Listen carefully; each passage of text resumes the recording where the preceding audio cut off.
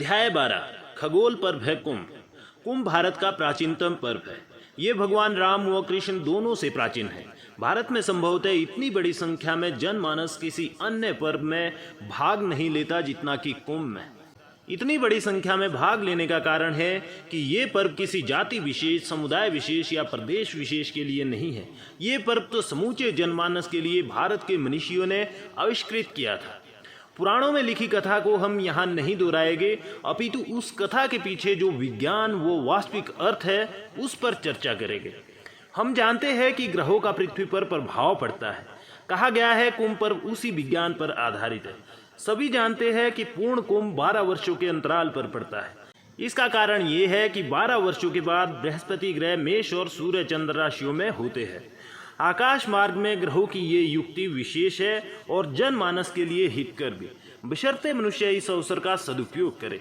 गणित के आधार पर इन ग्रहों की युक्ति का समय निश्चित किया जाता है।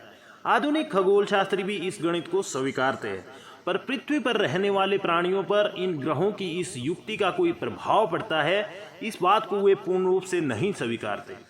कुंभ में जहाँ ग्रहों की युक्ति का महत्व है, वहीं नदियों का भी महत्व है। पूर्ण कुंभ जो गंगा पर स्थित प्रयाग इलाहाबाद में पड़ता है, महाकुंभ कहलाता है। महाकुंभ के दिन सूर्य, चंद्र, बृहस्पति तीनों का प्रभाव गंगा की जलराशि पर पड़ता है, जो उसे दैविक रूप से शक्तिशाली बना देता है।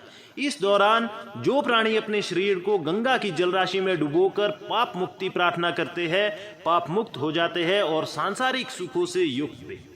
परंतु यहाँ जरूरी है कि गंगा में स्नान करने से पूर्व उन्होंने अपने शरीर व मन दोनों को पाप मुक्ति के योग्य तैयार किया हुआ हो। यदि ऐसा नहीं किया है तो फिर गंगा में कुंभ स्नान का कोई वास्तविक लाभ नहीं होगा। पर वैज्ञानिक दृष्टिकोण रखने वाले इस क्रिया को ढकोसला ही कहेंगे।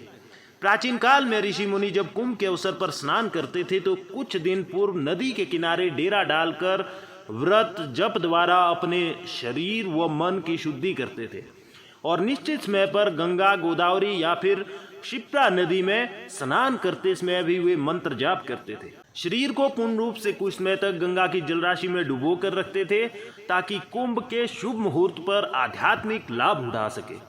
कुंभ का विज्ञान ये है कि जब आकाश मार्ग में सूर्य, चंद्र व बृहस्पति ग्रह 12 वर्षों के अंतराल के बाद मिलते हैं, तब उनकी इस युक्ति से उस समय विशेष तरंगे निकलकर भारत के प्रयाग भूभाग पर बहती गंगा पर पड़ती है।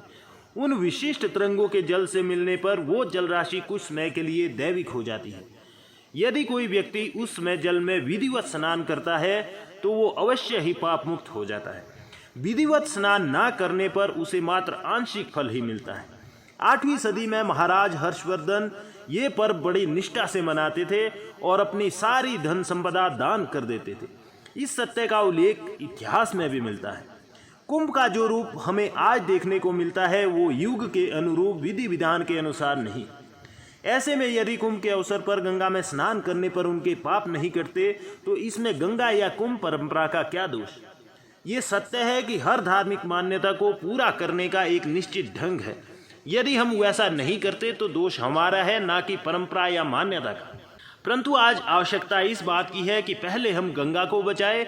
यदि हमारी भूलों के कारण गंगा ही नहीं रहेगी तो कुंभ कैसा। यहाँ पर अध्याय 12 समाप्त होता है।